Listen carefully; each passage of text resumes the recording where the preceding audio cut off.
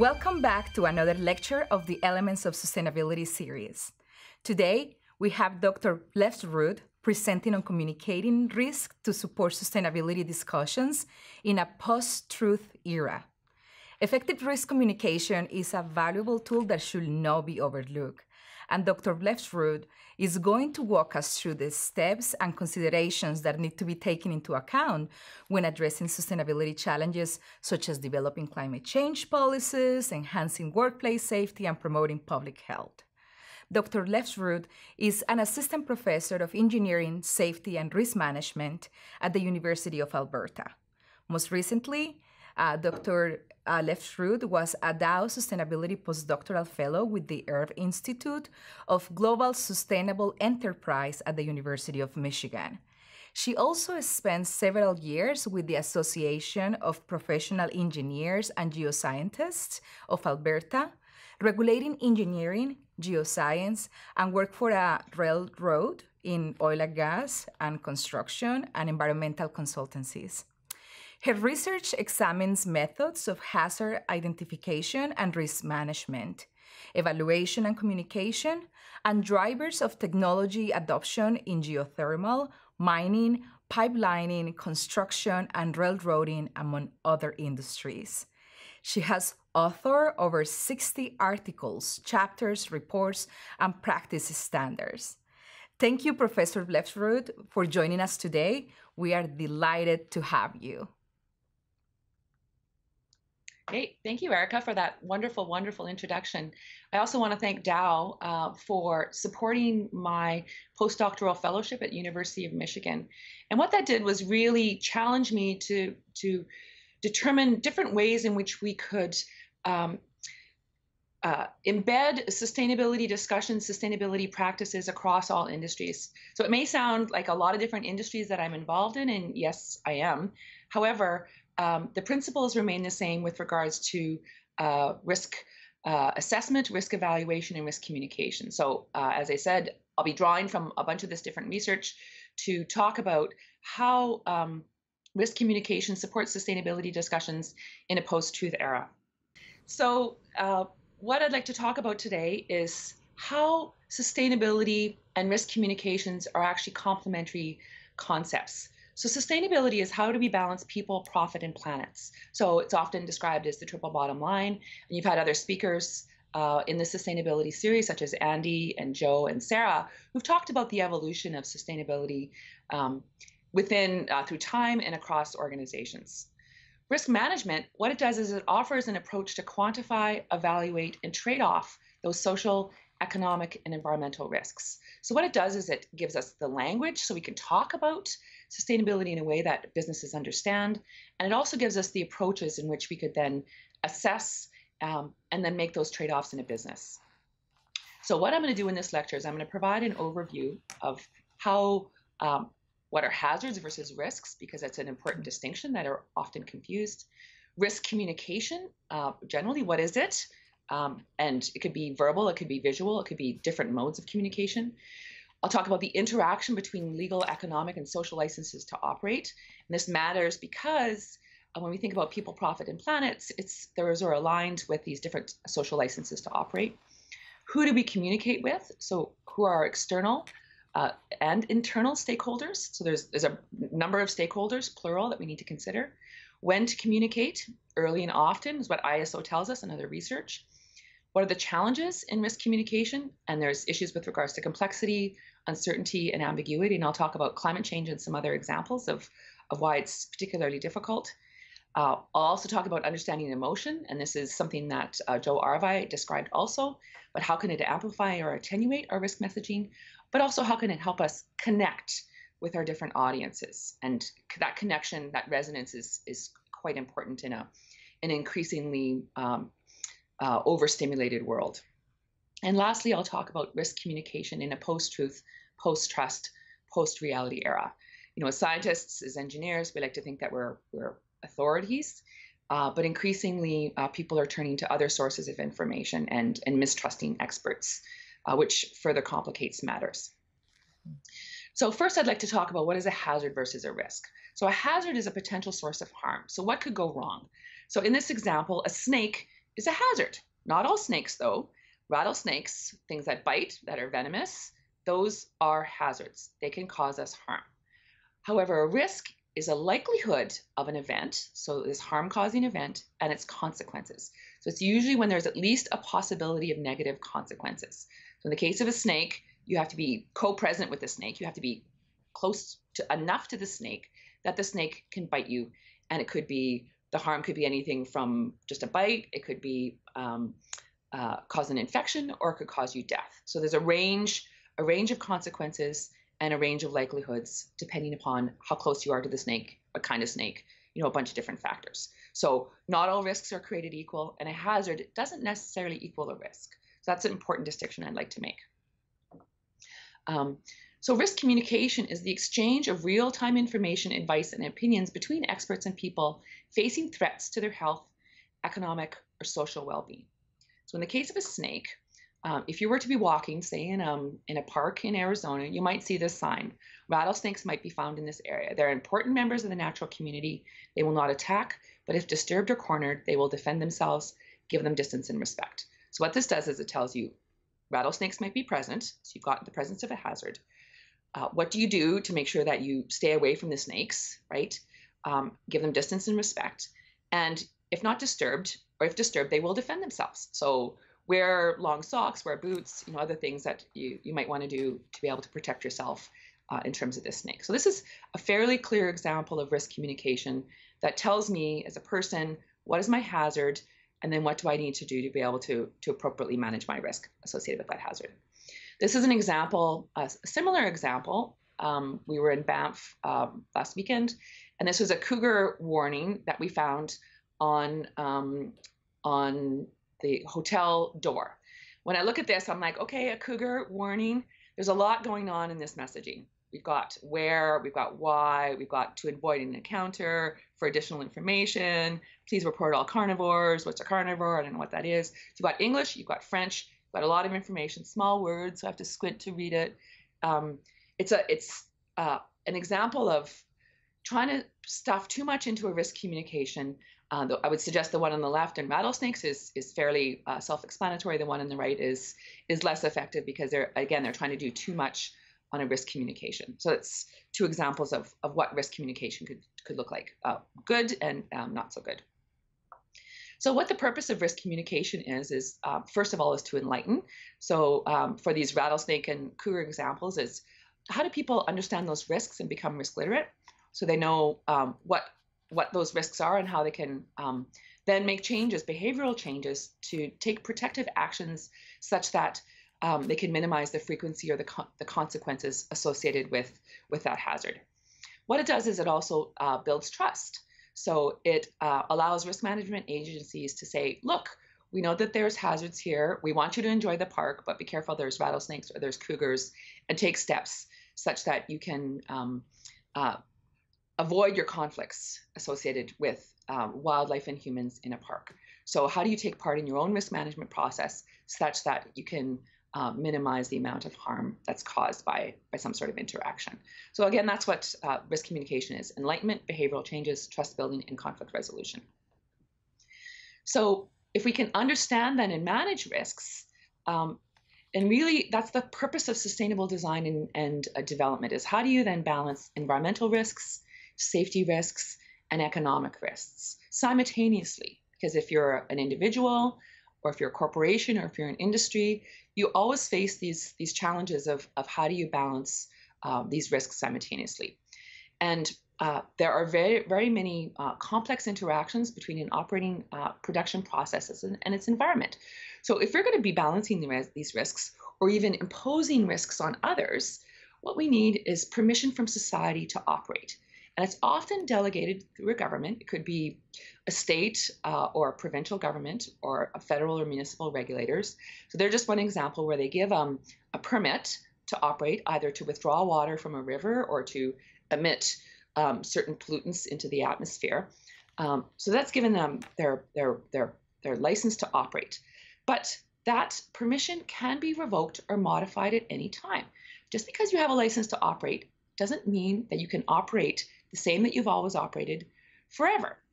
So that's an important consideration for decision makers in organizations, for professional engineers or scientists, to know that that license to operate should not be taken for granted and can in fact be revoked. So communicating risks is an important aspect of how you can then understand these broader social values, determine your project acceptability, and ensure that your economic, legal, and social licenses to operate are granted and maintained. So as I mentioned, the legal license to operate is, are you complying with the applicable legislation? So it could be safety or labor or environmental legislation. And that forms the compact between your company and the environment in which it operates. So are you distributing the profits, and are you minimizing any sort of damage, especially irreversible damage to the environment? You've also got economic license to operate. So this is, are you complying with your economic expectations, salaries, taxes, shareholder profits? So that's the profit distribution, incentives, cash flow liabilities, but it's also your community. So are you paying your employees a fair rate? Are you supporting local businesses? Are you providing good value to consumers or paying your supply chain? So these are your economic license to operate. And lastly is the social license to operate, and that is between the environment and your community. So are you, again, managing those impacts, and are you protecting the community in which you operate? So are you continuing to comply with societal expectations for health and safe living environment? And again, and the point I'll make later on is that those societal expectations can change through time. So not only are you complying with current expectations, but are you communicating with your various audiences such that you understand how those expectations are changing, and then how your corporation or your organization should evolve as a response, such that you then reflect those changing expectations. And that's, again, an important thing to recognize. And why? Is because mismanaged safety and environmental risks can become social and financial risks. So this is a graph showing ExxonMobil and Halliburton and BP. And these are their share price. So 100, that red line is their share price at the day of the spill, and then 31 days following their spill. And what you can see here is the ExxonMobil line, the purple line, remains fairly flat. So on Exxon Valdez spill, which is March 24th, 1989, the share price wasn't really affected a whole lot. Even 31 days after the spill, it was about at a 95% of its share price at the day of the spill. Conversely, when you have the BP Macondo Deepwater Horizon spill, Halliburton and BP, there was a significant drop in their share price, such that at 30 days after the spill, their share price was around 63% of it was in the day of the spill. So we can argue about the size of the spill, how close was it, the population density, but the bigger point is that our expectations have changed with regards to companies, oil companies working on and around water. And what may have been okay in 1989 was no longer acceptable in 2010. So when the CEO of BP says, leave me alone, I just want to be fishing with my son, he was entirely tone deaf because the conversation had shifted. The expectations of companies working on and around water had shifted. Again, this is another example of how mismanaged safety and environmental risks can become social and financial risks. So this is an example of company and community conflicts for mining companies, and it's at various stages, so planning, exploration, pre-feasibility, construction, operation, expansion, closure. What this graph shows is that regardless of whatever stage you are in operating your mine, and this is for extractive industries, if you have some sort of conflict with your surrounding community, then it can lead to your operation either being suspended or abandoned, regardless of what stage you are at your operation. So even if you've got an operating mine or you want to expand it, you cannot take your social license to operate for granted. So non-technical risks are 50% of the risks in extractive industries, and one oil major estimated that $6.5 billion of value erosion over a 2-year period from stakeholder-related risks. So community conflicts can result in project suspensions and abandonments, and it's expensive. It's billions of dollars. So companies need to be able to be managing these conflicts, and it doesn't require a spill. It can just be some sort of conflict. And if they're not managing it well, then they can have opposition to expansions to their operation. So Besides spills or community conflicts, there can also be changing expectations from the legal realm. So legal proceedings can challenge scientific risk analysis. So Roundup, Monsanto's Roundup, has been used since 1974 in several different countries.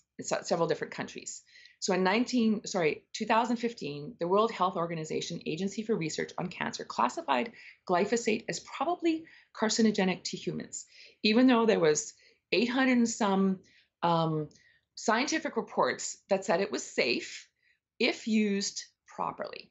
So following that 2015 pronouncement from the World Health Organization, in August 2018, Monsanto was sued and then ordered to pay $289 million in the world's first Roundup cancer trial. And it was reduced to $80 million on an appeal. But still, that's a huge amount of money. Monsanto is facing further lawsuits with regards to glyphosate causing cancer. And this is despite the 800 and some scientific reports that said that glyphosate was safe if used appropriately. So even though there appears to be scientific consensus that something is safe, legal proceedings can challenge scientific consensus. So companies need to be able to understand that there's this changing expectations in terms of from legal realm, from their host communities, and even following incidents. So what this means is if you want to understand or even get ahead of some of these cycles, you need to understand and be in constant conversation with your various stakeholders. So ISO defines stakeholder as any person, organization that can affect or be affected by a decision or activity of a company or an organization. It could be their employees, if they're internal, it could be their managers, it could be their owners. But stakeholders are also external. They're suppliers, society, government, creditors, shareholders, and customers. So stakeholders also include those who believe that a decision or an activity can affect them. So again, they could be external, they can be internal, they can be present, and they can be future. So this is an argument that's being raised now against climate change because it's not only affecting current folks in terms of floods and more extreme weather events, it's affecting future folks in terms of sea rise, in terms of ocean acidification, and in terms of migration. So we have to be thinking about our shareholders, not just our shareholders, but our stakeholders more broadly to say, and not just present, but also future. And people who think that they may or believe that they may be affected by a decision, not those who we can affect or may be affected by our company decisions. So who do you communicate with? Again, we've talked about external communication, and that's really what companies have tended to focus on. They've tended to focus on what their stakeholders or members of the public or their shareholders think about. But really, I would contend that there's a growing need for organizations to communicate risks to their internal stakeholder groups, such as employees and contractors. And what we're finding is that those external communication tools can be applied equally to those internal risk communication groups. And this is work that I've been doing with mine operations with regards to their tailings operations. And there's been some high-profile tailings dam failures, such as Brumadinho in Brazil recently, in which there's information to suggest that Vale could have been communicating better with not only their host communities, but also between the engineers that were managing the dam and senior leaders within the company. So there's, how do you then understand what are those risks? And then again, how do you manage them more appropriately, what that looks like? And we've been working with folks in the mining industry to then say, how do you even understand what the risks are in a tailings operation? Because many of those hazards are actually hidden hazards. It's not the snake you see, it's the snake that you don't see is the one that's going to bite you. So what we've done is we've created an infographic to then say, what are the various problems that there are in terms of recognizing a hazard, understanding it, tolerating and mitigating it. So we created this infographic to start with Matt Hallowell's energy wheel, so we can kind of understand what are the potential causes of hazards. Then we looked at how do we understand it. So what is my state of mind, my attention, my increase, the potential for harm? Do I tolerate it? And this is Exxon Imperial Oil has done this work, but it really relies on a lot of the work of Paul Slovic and others to say what's going to be influencing my risk tolerance. And then lastly, how do I mitigate it? And this really works on a lot of the process safety management work that Dow and others in terms of responsible care has led with regards to a hierarchy of controls. So inherently safer design, how can you eliminate or substitute to get rid of the hazard entirely, as opposed to relying on engineering controls, administrative controls, or personal protective equipment, and also a layer of protection approach. So rather than relying exclusively on personal protective equipment, what other sorts of things can you put into place such that you can have multiple layers that are protecting people or the environment for some sort of from some sort of hazard or some sort of release.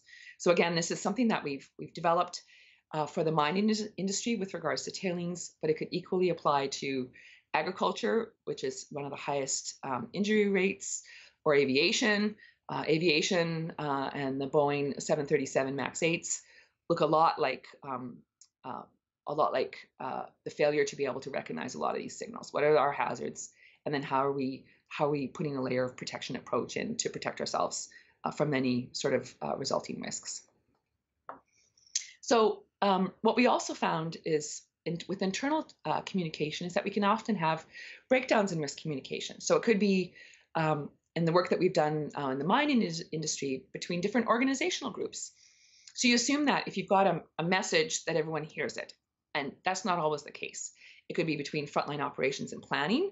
So the planners put a plan in place, but frontline folks don't understand it, so they don't use it. They don't rely on it. It could be between frontline operations and management. So management tells them one thing, but the message isn't getting down to the frontline folks, the foremen who are actually supervising the work.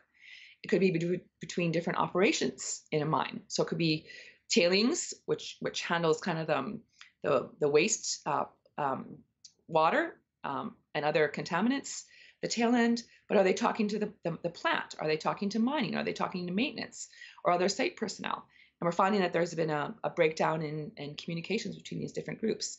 Could even be between cross shifts. So if you've got an operation that's 24/7 and your shift change is at 7 a.m., the night guys are exhausted, the morning guys are exhausted, and oftentimes that important information isn't getting communicated even across cross shifts. So they're not telling you what happened in the night, or they're not telling you what happened during the day. It could also be part of the context. So what we're finding again in tailings operations is they're highly dynamic. So roads are rerouted. So a road that was there yesterday is no longer there today. So you don't even know how to even drive around the site, which is crazy. It could be a lack of information. So a standard operating procedure, it may not be the most recent one that's available on the internet. So they've got to sift through 5 different standard operating procedures to understand which one is the most appropriate one. And then there's also internal and external demands.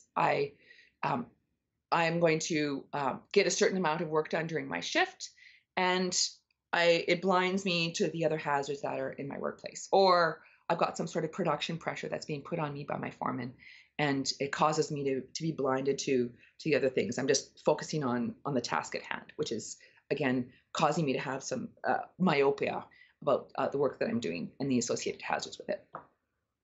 So the point I'm trying to make here is you need to be able to communicate early and often, so at each step of the risk management process. So the first part of establishing the context is, who are your stakeholders? What is your work? What is your scope? So you can understand, what is this project? What are we doing here? But then you've got the risk identification. So what are your hazards? How do you even know what your hazards are? And if you talk to, for example, your employees, you have a better understanding of your hazards, or your host community, than if you don't talk to them. And then how do you then determine what the probability or the consequences of those are? And what we found in tailings operations is that certain failures may not have happened at one site, but they'd happened at other sites. So if you could be talking to other operators, then you would find that you call it a black swan event. It actually may have not have happened at your site yet. It would have happened at some other site. So then you evaluate that risk. Is it acceptable or not? And then how do we manage that risk? And again, if you are communicating with your different stakeholders, different groups, they will often tell you how more hazards than you could have imagined, can better understand the frequency, you can determine if the risk is acceptable or not, and different ways of treating or managing that risk. So if you can combine that risk communication consultation with monitoring and review, then what that does is it allows you, gives you a greater understanding of all the risks associated with your operation. So it's the risk to people, the risk to the environment, and the economic risks. So risk communication is absolutely fundamental to each step of the risk management process. So this all sounds really wonderful, of course, but there are certain challenges in risk analysis and communication that I'd like to talk about. The first one is complexity. So even something as simple as mining operations, you think, okay, that seems pretty simple, right? You mine it, you produce it, and then you've got tailings. There is complexity in assessing the causal and temporal relationships.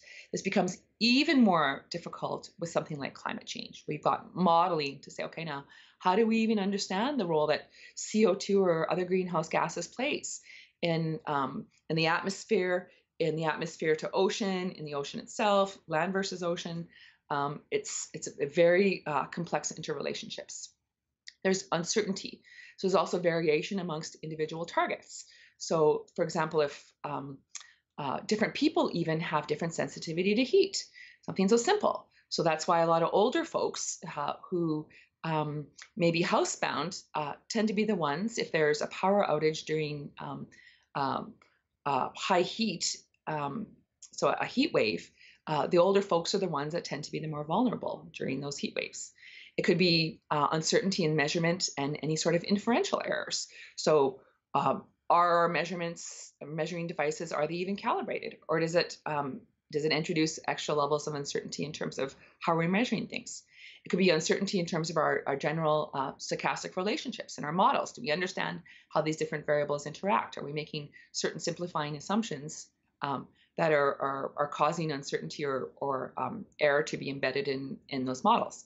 And also system boundaries and ignorance. So we have to, when we create a model, we have to create a boundary and understand what those boundary conditions are. But are we truly understanding what the inputs or the outputs are to those boundary conditions? And oftentimes we don't. We are uncertain as to what those relationships are. And lastly, the last challenge is ambiguity. So how do we manage these multiple interpretations? And I'll talk about complexity, uncertainty, and ambiguity, each of those next. So the first is complexity. So how do we assess these causal and temporal relationships? Again, it could be the case of climate change transboundary effects. So the ubiquity of it. Climate change is not restricted to one country, right? It's global, right? So we've got to understand how it changes from north to south, from east to west. It's highly interconnected. So between natural systems, between our technical systems, and between our social systems. And these are highly interconnected and interact. Again, the stochastic, so the second order uncertainty of the relationship between variables, and also nonlinearity with tipping points. So just because we've got an increase in of carbon dioxide being dissolved in our oceans and ocean acidification, we know that some species are highly sensitive at certain pH levels. So once you get to a certain pH, then you'll see a rapid drop off. You'll see the death of coral.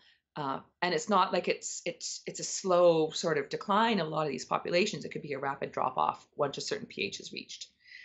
We also have complexity in terms of the limits of our quantification. Like, how do we measure reliably and repeatably the temperature at a certain level of the troposphere? I mean, it's complicated, right?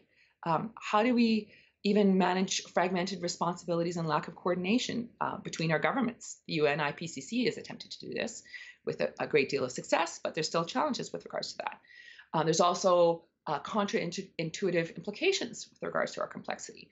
My father's a farmer. He thinks CO2 is good. It helps plants grow. How could CO2 be bad for our environment if it's good and it helps plants grow? So it's contra-intuitive for farmer types. And we can also have inadequacy in the trial and error learning modes. So often that's how we learn as children. We learn by our errors. And if we are unable to learn from other people's errors, or we can't afford to make certain errors such that it allows us to learn, then what it does is it really affects our ability to understand the causal and temporal relationships.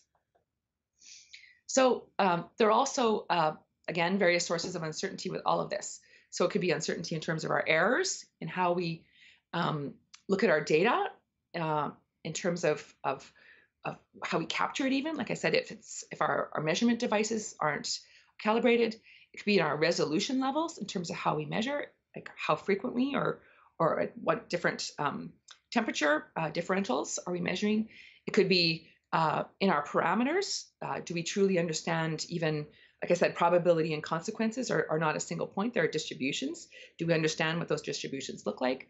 And then also in our model output. So our structures, how we structure those models. Is it ordinarily squares in terms of how we're structuring the model? Or are there other statistical models that we're using to be able to understand the relationship between variables? And what we often will do is a sensitivity analysis. So we'll play with the different variables in terms of distributions, in terms of maxes and mins, to be able to say, okay, now how sensitive is our output if we play with these variables? And then what that does is it gives us an uncertainty analysis to then say, what are the range of possibles based on this model? And that's hard for folks to understand when they say, you know, what is the most likely or the worst or the best case scenario from climate change models? And it doesn't mean that scientists don't know, like, are stupid or their models are wrong. It's that there's so many layers of uncertainty embedded in all of these steps in terms of the data, the resolution, the model structures, the parameters, and the relationship between them, that you end up getting distributions. You don't have a single answer. You'll have a probabilistic answer, right? You'll have a distribution and what that looks like. And lastly, there's ambiguity in how we construct and interpret results. And this is some work that I'm doing with folks in accounting to say, how do we even understand how many barrels of oil there are in the ground? And what we're finding is that there's interpretive ambiguity. So there's many different ways of understanding the law, so legal ambiguity. So what are words, lexical and structural ambiguity? How are they used? So how do we even understand what the SEC's requirements are in terms of reporting oil and gas? There's technical ambiguity in terms of how do we calculate something? And there's many different ways of calculating all across the world. There could be ambiguity in how we use like instrumentation. So is it 3D seismic? Is it 4D seismic? You know, what kind of data are we using?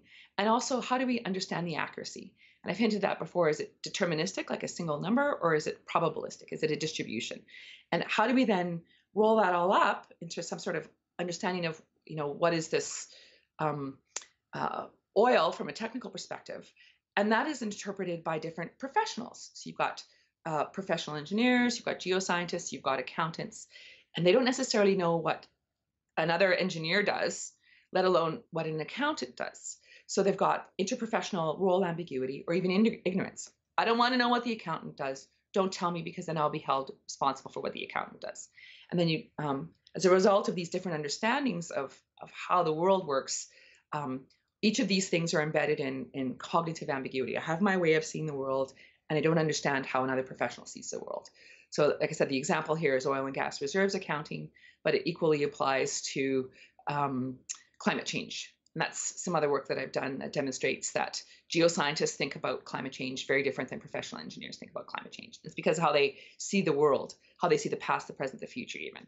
And what that does is leads to a high level of ambiguity in terms of how do we create the results, interpret them, make decisions about them, and then the different value systems and the trade-offs associated with those results. So there's many different layers of methods of ambiguity, of decision-making in each of these steps that is part of the scientific process of assessing and managing risk. Like I said, it could be something simple, relatively simple, like barrels of oil, and something supremely complex like climate change. So some additional risk perception complications we're now in a post-truth world. So simple causality models based on plausibility and confusion about this plurality of truth claims. So I'll talk about that. And then I'll talk about post-truth. So rather than reliance on trusted others, so instead of experts, if we've got our immediate experience is missing. So who do we trust, right? And it may not necessarily be a scientist or a professor or an engineer. And then post-reality. So how is we have this amplification by virtual reality and social media, such that we've got this hyper reality of different data. which combines with the others. So post-truth and alternative facts, fake news. There's been a proliferation of use of these terms. I could have shown you a graph of this exponential increase of these terms. There's been a number of books. Bottom line is there's no such thing as one truth anymore. There's multiple truths, and then how we understand those truths, how we construct those truths, is increasingly under attack. And part of it is we no longer trust a lot of experts, and I'll show you data that supports this. And part of it is trust arrives on foot and leaves on horseback. And this is a Dutch proverb, but the point of it is that we're slow to create trust, and it's quick to lose it. So it's something that we really have to think about and I take it very seriously as a professor in a public university, to say, how do I, in a very moderated way, develop credibility and present data in a way that people understand, and they trust me as being an expert on X. So that's why I'm very careful not to be an expert on a whole bunch of other things that I don't have the expertise on. I'm only an expert on those things that I study or have some sort of experience with regards to my research. So it's super important to be able to do that. So again, as I mentioned, there's a serious distrust in NGOs, government, business, and media. And this is from the Edelman Trust Barometer. This is from 2019. Edelman does this global survey every year. And what they look at is the distrust. And you can see here in the general population, distrust is fairly high, even in Canada. And the general population in 2019, it's decreased slightly. But again, there's still a high level of distrust for NGOs, non-governmental organizations, government, business, and media. There's also a huge gap in the trust between the informed public and the mass population. So again, the distrust is green, and you see in the informed public, there's not so much distrust, it's mostly trust, which is the blue in 2000 in informed public. In the mass population, there's much more green, much more distrust in a whole bunch of companies, and a lot less trust in the mass population. So although the informed public may be more likely to be trusting, the mass population is not.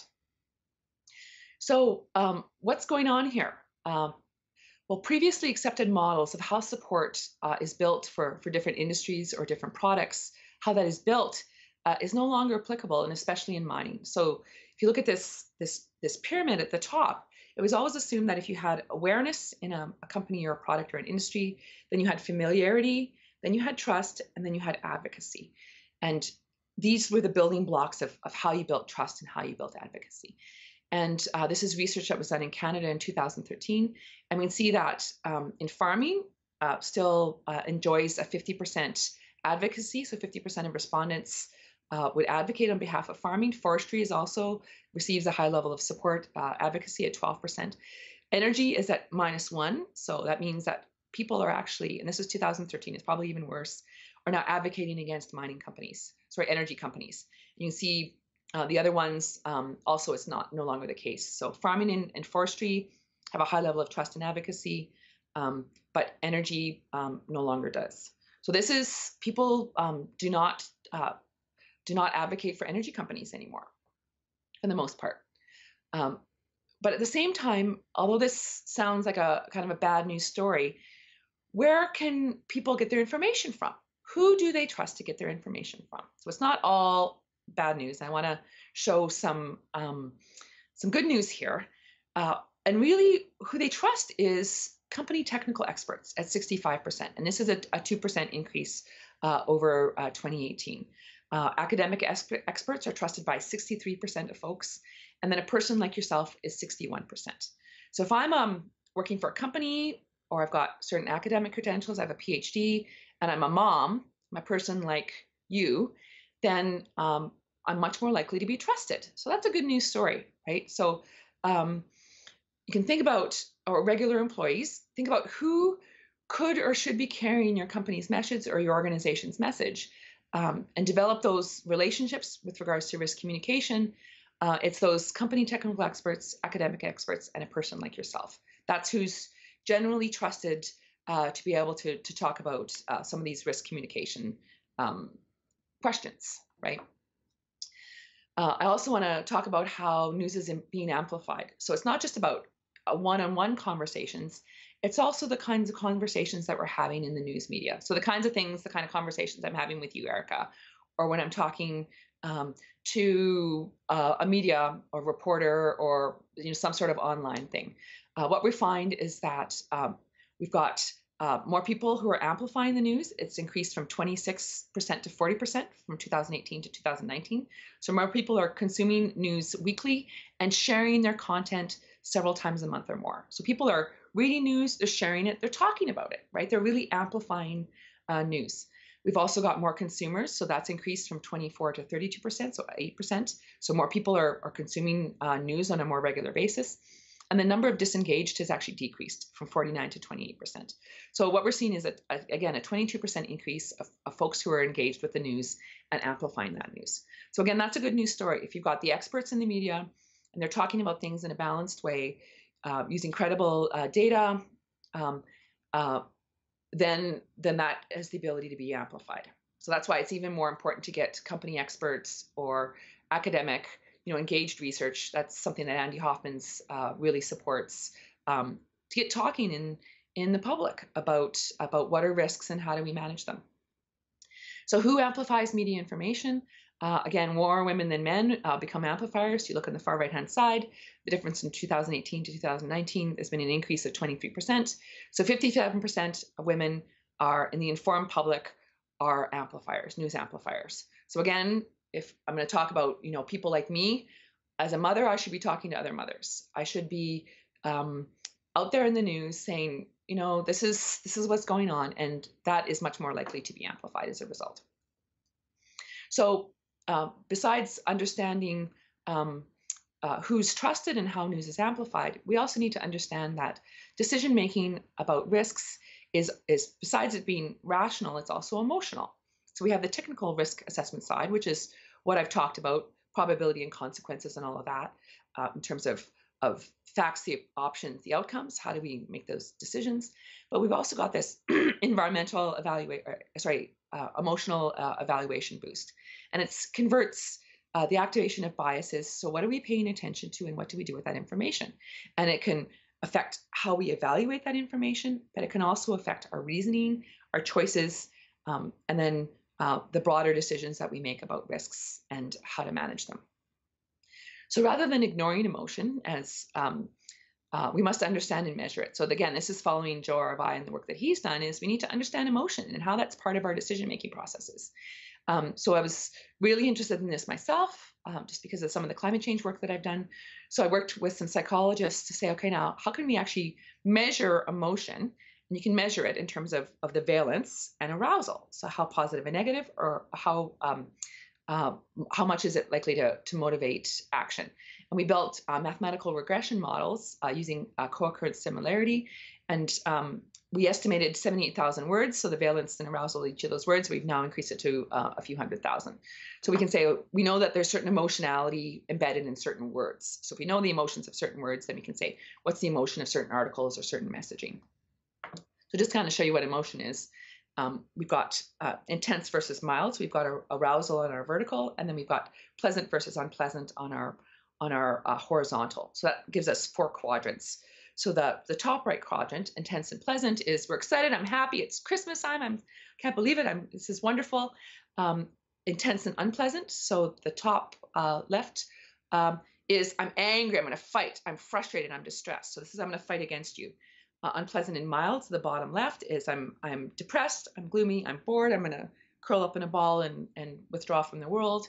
And the bottom right is pleasant and mild. It's I'm relaxed, I'm sleepy, I'm going to lay in a hammock, I'm going to smell flowers, I'm going to look at pictures of beaches. So these are, again, kind of the 4 quadrants of emotion. And if we can understand what's happening in each of these quadrants, then we can understand messaging. So are people excited? Are they angry? Are they depressed? Or are they relaxed?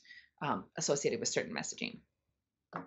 And what we did is we were really interested in different conversations about different resource industries. So we we gathered almost 500,000 articles about oil and gas, mining, electricity, forestry, rail, and pipelines. We said we wanted to know what kind of emotion were embedded in each of these articles. So we basically measured the emotion in each of these articles. And what we found here is that articles about the oil industry used much, much more alarming language. So this is the alarm index. So this is the average frequency of words per article that are alarming, and then the alarm index. So what's the relative proportion of alarming words versus non-alarming words? And we see here that articles about oil, the black line on the top, are really quite alarming. And then you've got natural gas, which is orange, rail, which is purple, blue, which is mining. We've got yellow, which is pipelines. I'd be curious about what's going on with it now. And then we've got green on the bottom, which is pretty close to zero. So if we're going to look at amplification versus attenuation, oil is really amplified. People are super alarmed about oil articles. And attenuation, they're very neutral on forestry. Because the forestry industry has been pretty good about managing their message and implementing sustainable practices over the last 20 years. So it's become very, very neutral in language. What we've also found is that the tar sands label is more alarming than oil sands. So you can see here the alarm index. This is tar sands, which is black, which tar sands is often used. It's a pejorative term by environmentalists, those who oppose the oil sands, while oil sands is used by proponents of this resource, and that's in blue. And you can see here that from 1995 on, we've had this real split where tar sands has become a much more alarming term than oil sands. But we also saw that they're tracking quite close together. So we're wondering what the relationship is between the emotionality of tar sands, those languages, and oil sands. And when we did a time series, what we found is that tar sands, the negativity of tar sands was actually spilling over and causing negativity in oil sands for about 35 weeks in advance. So it's about almost a year. So this oil sands negativity, the pejorative terms and meanings associated with it, has now embedded itself onto oil sands more broadly. So again, the message is for a senior executive is if there's terms that are being used that you don't like, you can't just ignore those stakeholders. You can't just say, I'm not going to use those words, they're going to go away. In fact, that can actually spill over and tar, if you will, the words that you would rather use to describe your industry. So it's really something that, again, senior leaders and risk managers have to think about is, what other terms are floating around about your industry, and then how can you engage more effectively with those different stakeholders. So like I said, besides amplifying and attenuating, so amplifying oil conversations, attenuating forestry, emotion also connects. So like the velveteen rabbit, if we touch him, if we love him, he becomes real, or Pinocchio, I want to be a real boy. Emotion really has the ability to provide those connections between people and between industries and between people with people, especially as a risk communicator. How are you then connecting with your different groups? So I was really interested in this. This is a follow-up work on climate change that we're doing, and we're looking at online organizations that discuss climate change. So what this is a network diagram of every organization that has climate change or global warming in their title or in their first or second order menu items. So every organization in the world, right, that has a website. So there's 583 organizations and blogs that talk about climate change. Okay, and then so those are the nodes. The size of the node is dependent upon how central they are to the discussion. And then what we also have is we have their ties. So if I hot link to Erica's website and Erica hot links to my website, then that gives us a bidirectional tie. So that's what those links are, is the ties between websites. So that you can think about it as social network analysis is also like people, and am I friends with you? So these are websites, and are we talking to each other? You can think about it in those terms. And what we're really interested in is what causes these organizations talking about climate change to connect with each other. And we looked at a bunch of different variables. We looked at organizational type, position towards climate change, geography, political orientation, like a bunch of different variables. And the variable that was the greatest predictor of a bidirectional linkage was emotional similarity. So the more closely we are in terms of valence, so how positive or negative are we, and arousal, so how motivating is our language, the more likely we are to have a bidirectional link. So again, this is a good news story, because if you can resonate or vibe with your audience such that you're creating the same emotional messaging with each other, then you're more likely to link with each other. And it's not just at the individual level between Erica and I, it's also at the organizational level in the blogosphere. So in a virtual reality, we are able to actually create those links the more similar we are in emotion. So in summary, risk communication in a post-truth, post-trust, post-reality era. So what did all of this, I've gone through a whole bunch of material in a short period of time. Risk communication, what we really need to do is understand the difference between a hazard and a risk. Just because there's snakes in the world doesn't mean that we're going to be bitten by them and die. In fact, in Canada, I think 30 people were bitten, even though we've got thousands of snakes, and no one died.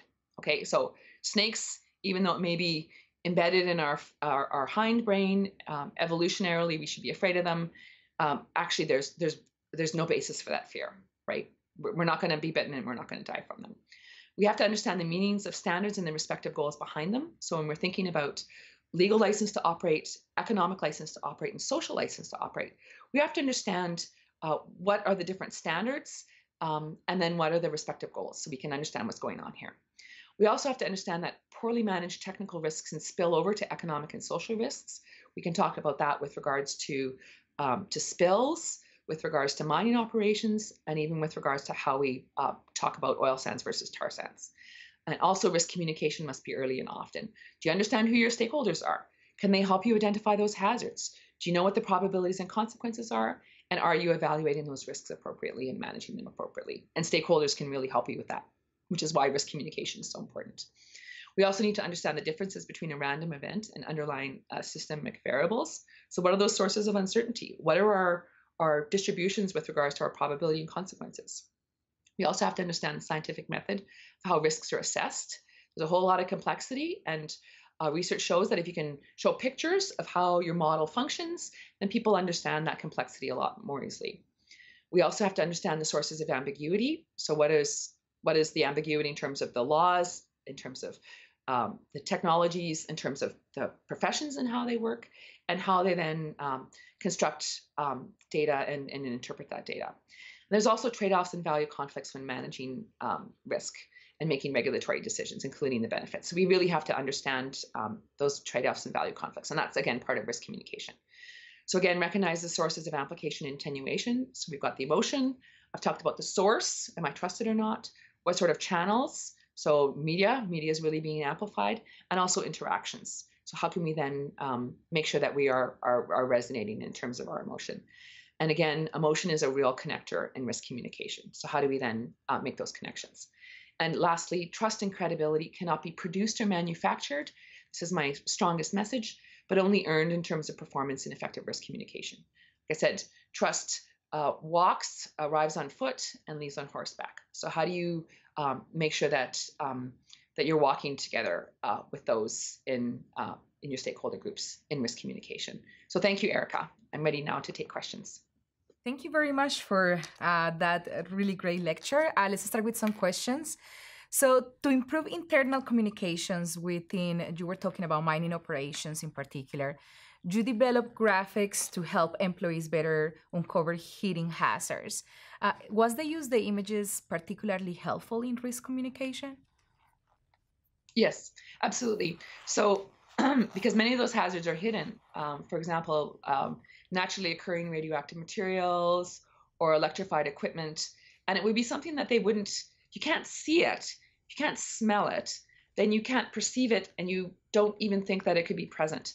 But in using the energy wheel, and there's certain companies that actually put the energy wheel on a coin, and the coin is in employees' pockets, and before they start work, they take out this coin, and they then go through what are the 10 sources of energy, and could those sources of energy, those sources of hazard, be present in my working environment?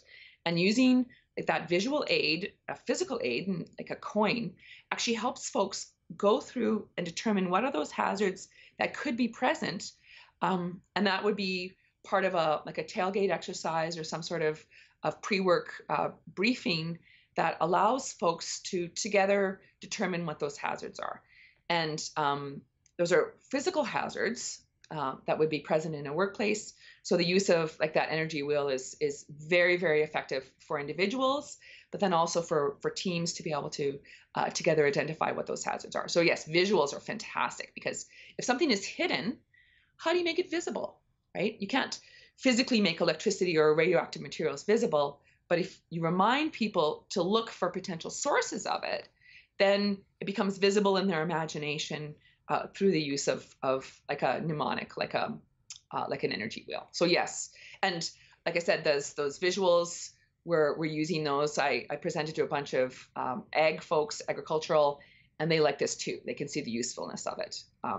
And also in construction, heavy construction, they can see the usefulness of it, or pipeline, they can see the usefulness, because it allows them to see the invisible or the hidden stuff. So the visuals are so important. So I find it really fascinating that we need to better understand the limitations of human cognition to have effective communications, not to mention effective risk communications, which has this added layer of emotion. So you researched the role of emotion in risk communication. What emotions are more effective on capturing attention and motivating change? Is it like positive or negative emotions? Yeah, that's a really great question, Erica. And there's conflicting research on that. So climate change activists would say we need negative emotion. We need to fire people up so they get angry and they take action. But folks who tend to be climate change deniers or skeptics, they want humorous messaging. They want something to make them laugh. But there's other research that suggests that ambivalent emotions, so simultaneously positive and negative emotions, are the best at capturing different stakeholders' attention, such that they have to say, okay, this is kind of weird. This doesn't quite make sense to me. And they're much more likely to engage in deeper problem solving and come up with more creative solutions. So I'm currently working with some environmental sociologists and behavioral economists to then say, what types of messaging is going to be important? Does it need to be negative towards the problem and positive towards the solution? Perhaps it could be negative in the words and positive in the pictures, or vice versa. Or perhaps you need to be positive first and then negative, or negative first and then positive. So we're now actually playing with this idea of what combinations of negative and positive emotions and how are they delivered would cause folks to pay more close attention to a message and then come up with more creative solutions in response to that message. So it's really cool stuff that combines a whole bunch of different research areas that I'm interested in terms of multimodal messages, combining words and images, emotion, and then risk communication. So that suggests ambivalence is important, but how can we trigger that? What does that look like? How do we trigger it? And again, that's some work that I'm starting right now. Oh, that's a very interesting one, because you don't want to go all the way into the doomsday, but you want to be able to be positive, but at the same time raise the sense of urgency and call for action. So it is, I'm looking forward to seeing the results of your research. One more question. So besides avoiding risk and preventing unsustainable practices, can risk communication principles also be used to enhance corporate sustainability? Yes, absolutely. And part of it is, as I mentioned, how do you communicate risks early and often? So identifying who are all your stakeholder groups, what hazards do they see? So it's put yourself in the position, or ask your stakeholders directly, what are the hazards that they see? And it's not just about the co-present hazards now, but also future hazards. And how do we understand that? And if you can then incorporate their understanding of hazards, probability and consequences, how do we evaluate, are those risks acceptable or not? And then how do we then manage them? And you can't assume, certainly I can't assume as an engineer, as a mother, that the risks that I'm willing to assume are the same risks as someone else is willing to assume. An example would be my children. All of my children are vaccinated, right? I think the risks associated with my children getting something like mumps or measles and giving that to another child who's got a compromised immune system, that is a risk that is completely unacceptable to me, right? But I cannot assume that the risks that I choose to accept on behalf, or not accept on behalf of myself and my children, are the same as other stakeholders. So how can we then communicate with others such that they understand, or we can understand their perspectives with regards to hazards, those risks, and how do we manage them most effectively? So if we think about sustainability in a broad sense, it's really how do we support those conversations? So rather than this polarized, pro or con vaccination or pro or con climate change, really, how do we start to have those sustainability discussions such that it's not, the CEO having a discussion with his senior executive or an environmental group having a discussion with themselves? How do we actually start to have those discussions together such that we can understand the position of the other, how they see hazards and risks, and then understand together how we can better manage them? And I really do believe that these risk management principles are a way of really supporting those sustainability discussions more broadly among stakeholder groups, and together determining what are the better ways that we can be managing these hazards and risks. Thank you, Professor Lefsrud, for such an insightful conversation.